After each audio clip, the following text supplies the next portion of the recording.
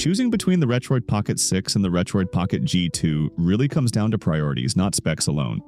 Maybe you want the layout options and Retroid Pocket 6 is the only one. Maybe you are tighter on budget or just simply want that yellow handheld and nothing else. Performance may not really tell most of the story here, but I'll start with it, as most of you are here for that. The Pocket G2 uses the Snapdragon G2 Gen 2, and this chip score is almost same as Snapdragon 8 Gen 2 in Pocket 6. Roughly a 55% boost in CPU score and around 3 times the GPU performance over the Pocket 5 in some tests, which is why it can handle many demanding emulation tasks well for its class.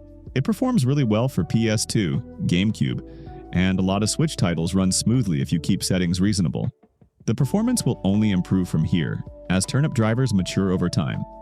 The Snapdragon 8 Gen 2 in the Retroid Pocket 6 isn't the newest chip anymore, but it's still a very capable processor. Heavier 3D emulation runs cleaner, and the 120Hz OLED screen makes motion look better. Turnip driver support here is already in a much better place compared to the Retroid Pocket G2. For that reason, the variation in-game performance is much greater than the benchmark score. The Pocket 6 generally lands about 20 to 30% ahead of the Pocket G2 in heavier workloads. For PS2, both can hit full speed in many games, but the Pocket 6 tends to hold more stable frame pacing, especially in demanding scenes. With Switch emulation, the gap widens, where the Pocket 6 often runs around 25 to 40% smoother, depending on the title and settings. PC emulation through GameHub shows the clearest difference, with the Pocket 6 delivering noticeably higher and more consistent FPS, while the G2 usually needs lower settings to stay playable.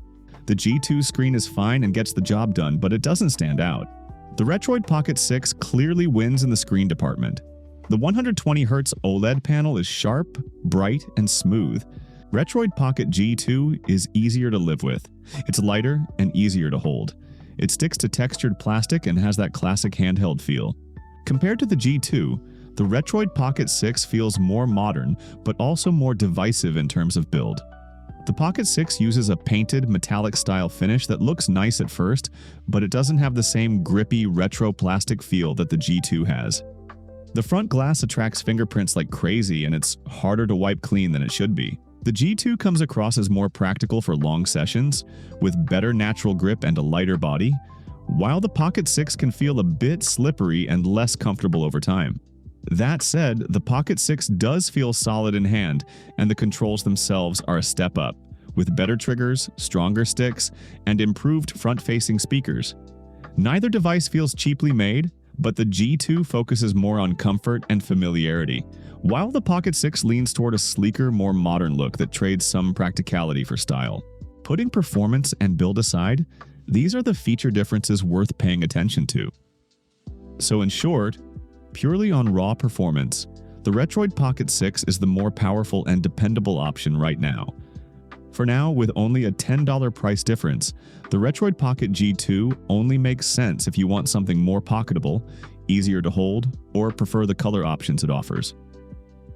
If the price gap widens, whether that's the Pocket 6 getting more expensive due to higher RAM costs, or the G2 dropping in price, or even picking one up secondhand for cheaper, in those cases, the G2 becomes easier to recommend, especially since its performance should only get better over time as driver support improves.